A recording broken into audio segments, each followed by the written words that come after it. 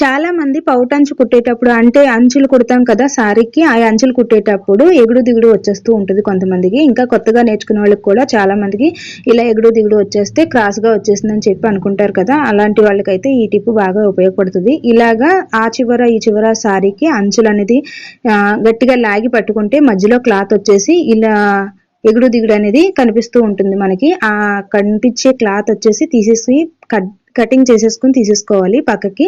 ఆ తీసిన తర్వాత మనం ఇలాగ ఖర్చులు అయితే వేసుకోవాలి. ఫోల్డింగ్ డబుల్ ఫోల్డ్ చేసుకుని స్టిచ్ చేసుకుంటాం కదా, ఇలాగైతే స్టిచ్ చేసుకుంటే స్ట్రైట్ గా అయితే వచ్చేస్తుంది. ఇప్పుడు చూడండి నేను ఇలాగా కట్ చేసి కుట్టాను, ఇదిగో ఇలా వచ్చేసింది.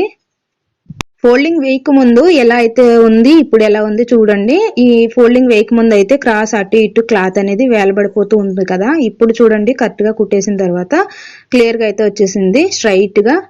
ఇంకొక విషయం ఏంటంటే ఫాల్ వేస్తాం కదా, ఫాల్ వేసేటప్పుడు ఆ ఫాల్ కి ఒక సైడ్ కుట్టు అనేది ఉంటుంది, ఒక సైడ్ ప్లెయిన్ గా ఉంటుంది కదా. ఆ ప్లెయిన్ అనేది మనం పైకి పెట్టి కుట్టుగా అంటే కుట్టు వేసి ఉన్నది ఆ సైడ్ మనం కిందకి పెట్టి కుట్టుకుంటే ఫాల్ అనేది ఎక్కడా కూడా కుచ్చు రాకుండా వస్తుంది.